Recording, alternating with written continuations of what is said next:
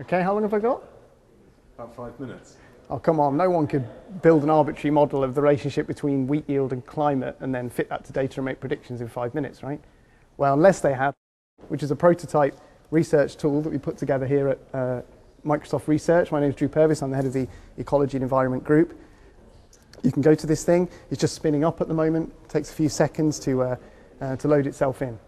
Now what I'm going to do, I'm going to go to the first step in my analysis. I'm going to go and get a file. I'm holding that file on the SkyDrive, so I'm just going to go and find that thing, which is here. And so I've just done an action of importing that file into the browser, and that's created an object, which is a table containing that information. If I now go into that table, because it's very simple, it's just latitude, longitude, and the yield of wheat, just CSV table, very, very simple. First thing I can do is have a look at that data. So we're going to do an action called make chart. I'm just going to use some simple drop-down commands here, lon and lat, and as soon as I put lon and lat, the thing knows by default that you show that on a map, and so it's put it on top of Bing Maps. I can color according to the yield of wheat, and straight away we can have a look at the data. I can zoom in and out, change to aerial photo view, all that kind of stuff. Well, that's all very well, but what I want to do is relate the yield of wheat to temperature. So what I'm going to do is I'm going to go back to my workflow. We're building a workflow as doing this, back to the which keeps track of everything I've done. I'm going to go back to my file. I'm going to do a fetch climate step. What this is going to do is go down that table. It's going to use the latitude and longitude as a key to go and hook out the air temperature for each of those places. So now we can see a table here where we have the air temperature. We'll make another chart. And now we'll look at the relationship between the yield of wheat and air temperature.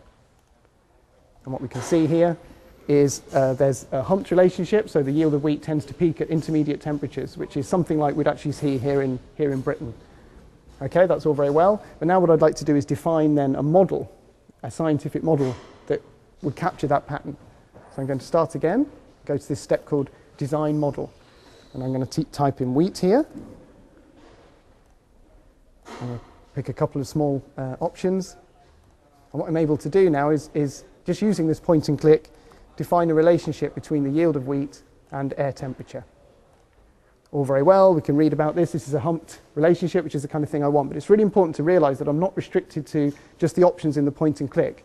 What's actually happening here is as I'm clicking those things, I'm actually building F# code on the fly in the browser, which is then being compiled and run. That means I could put any model whatsoever inside this box.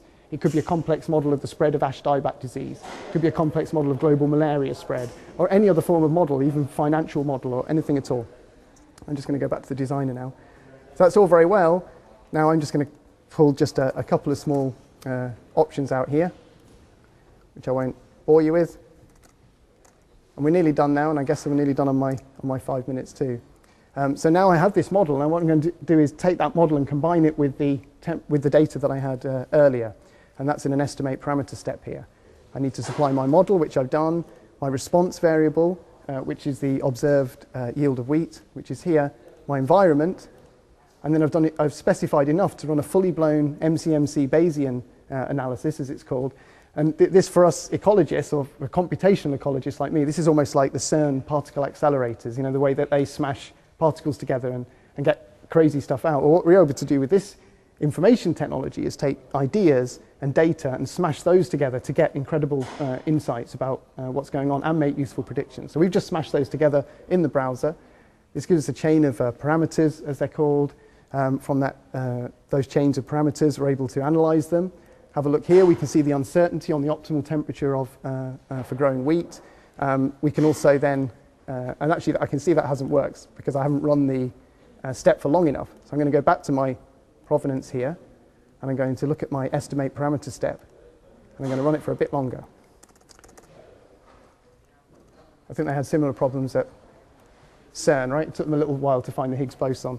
So we're just doing a longer search for those parameters here, and hopefully we'll find an appropriate parameter step. And once I've got those, I'm going to extract my best set of parameters from those, and I'm going to then push those back through the model to do a simulation, which I'll do in just a second. So we're able then to look at our chain. We're able to analyze the chain, get a particular parameter set, which is still not looking too good, but I'm going to carry on regardless. I'm going to push this through to simulate the distribution. I'm going to use the same model as I used before, the same environmental data that I used before. And this is enough then to create some predictions, which I can also view on a map, If I just pick this one here, lawn, lat, and now instead of the real wheat yield, we're looking at the predicted wheat yield, which looks really bad, as I mentioned, because we haven't quite found the best set of parameters yet. And with all of this stuff together, I can then use this thing. So if I go back now, I can see all of the things that I've done here. I can go to my most recent chart, use it in a multi-view. There's panel 1. Panel 2, we can use the real OBS yield against temperature. Here we've got the yield on the map, the real yield. I'm going to zoom out a little bit from the browser so I can see these things a bit more clearly. And what we're able to do now is have a look at all of these aspects of my analysis. They've all been tracked, so I can see everything I've done in the analysis has been tracked. If I change anything here, everything downstream will be updated. And finally, I can hit one button here and save that entire end-to-end analysis as a zip file.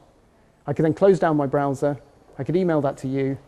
You could go to the same URL, read that zip file in, and you would have everything I've just done. And you could alter all the options I've done, change the model, change the data, etc. And so what this enables in theory then is us to go from the data through a complex model out to predictions with uncertainty, which is what we need to make decisions. And so it radically accelerates that, and then we're able to then collaboratively build those workflows, improve the models, loop back, ask what data we'd like, and improve the predictions. And that's something we can use across all different aspects of the work that we do in ecology and environmental science, but also it's a much more general story about sort of big data to big decisions in general. Thanks.